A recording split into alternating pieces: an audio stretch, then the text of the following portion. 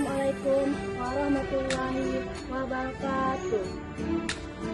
Ya ayyuhallazina amanu taqullaha haqqa tuqatih wa la tamutunna illa wa antum muslimun. Alhamdulillahirabbil alamin. Segala puji bagi Allah Subhanahu wa taala yang senantiasa melimpahkan rahmat, hidayah, iman dan Islam kepada kita semua. Salawat serta salam semoga tetap tercurahkan kepada uswatun hasanah kita Nabi Muhammad beserta sahabat, keluarga, serta pengikutnya hingga akhir zaman. Hadirin teman-teman yang insya Allah dirahmati oleh Allah Subhanahu wa Ta'ala, dalam mengarungi kehidupan yang modern saat ini, kita dianugerahkan beberapa kemudahan. Yang pertama, salah satunya ialah berkomunikasi, yang mana jarak yang jauh terasa dekat dan pesan dapat tersampaikan dalam hitungan detik. Namun, tanpa kita sadari, dengan teknologi telah menggeser kita memiliki tanggung jawab moral yang besar, di mana ucapan tidak keluar hanya melalui lisan, tetapi juga terpancar melalui delay. Hadirin teman-teman yang insya Allah dirahmati oleh Allah Subhanahu wa Ta'ala, Islam adalah agama yang sempurna, yang menaruh perhatian yang sangat besar terhadap adab berkhasanah, terutama dalam berkomunikasi. Seringkali kita menjaga diri dari dosa-dosa besar yang kita lakukan, tetapi kita sering melupakan dosa-dosa kecil yang kita perbuatkan, terutama melalui ucapan kita sendiri. Luka fisik akibat benda tajam mungkin bisa hilang dari hitungan hari, namun luka hati akibat perkataan dan lisan yang tajam atau kritikan dan fitnah mungkin bisa membekas seumur hidup.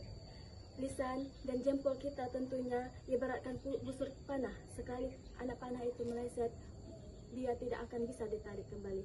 Begitupun juga kata-kata teman-teman, sekali ia terucap dan terunggah ke jagat maya, ia akan mengembara, melukai atau bisa merusak reputasi seseorang tanpa kita bisa hapus jejaknya secara utuh. Mengenai hal ini, Rasulullah SAW memberikan sebuah tuntunan. Beliau bersabda, Bismillahirrahmanirrahim. Man kana yu'minu billahi wal yawmil akhir khairan aw liyasmut. Sebagaimana artinya, barang siapa yang beriman kepada Allah dan hari akhir, maka hendaklah dia berkata baik kepada Allah. Hadis riwayat Bukhari dan Muslim. Hadirin teman-teman yang insya Allah dirahmati oleh Allah Subhanahu wa Ta'ala, jika kita telah dengan seksama, Rasulullah SAW secara langsung menyandingkan antara kesempurnaan iman dan antara kemampuan kita menjaga lisan. Ini menunjukkan bahwa hakikat yang mendalam, bahwa kesalehan seorang hamba tidak hanya diukur melalui kuantitas ibadah dirinya, melainkan seperti panjangnya rakaat sholat sunnah malam dan seringnya berpuasa, tetapi juga dari kesantunan tutur katanya kepada sesama manusia. Apalah arti rangkaian ibadah yang melelahkan teman-teman, jika pada saat yang sama lisan kita masih menjadi pabrik luka hati bagi orang lain. Dalam sebuah riwayat lain, Rasulullah juga pernah menegaskan bahwa ada orang yang bangkrut di hari kiamat atau orang-orang yang muflis. Mereka membawa pahala, zakat dan salat yang menggunung, namun pahala itu habis dibagi-bagikan kepada orang lain sebagai ganti rugi atas makian, cacian yang mereka lontarkan semasa hidupnya di dunia.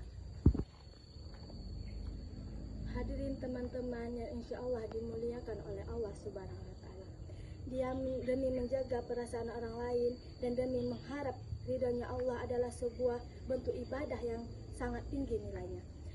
Diam di saat emosi adalah benteng yang menyelamatkan kita dari penyesalan. Sebaliknya, berbicara membawa kemaslahatan dan kedamaian adalah ladang pahala bagi kita semua. Mari kita jadi pertemuan ini untuk bermusabah teman-teman, agar kita bisa mengintrospeksi diri kita masing-masing, di mana kita hidup di zaman di mana informasi mengalir tanpa bendungan. Namun ingatlah bahwa catatan amal kita akan mengalir tanpa adanya yang terlewat. Jangan satu kalimat teman-teman, satu huruf yang kita ketik pun akan dimintai pertanggungjawaban di mahkamah ilahi nanti. Semoga kita mampu melatih diri kita untuk menjadi pribadi yang lebih bijak dalam bertutur kata dan lebih cerdas dalam bermedia sosial. Mari kita pastikan bahwa setiap kalimat yang terucap melalui lisan kita dan melalui jempol tangan kita adalah kalimat yang memberatkan timbangan kita di akhir kelak. Bukan justru menjadi bahan bakar yang menjerumuskan kita ke dalam api neraka.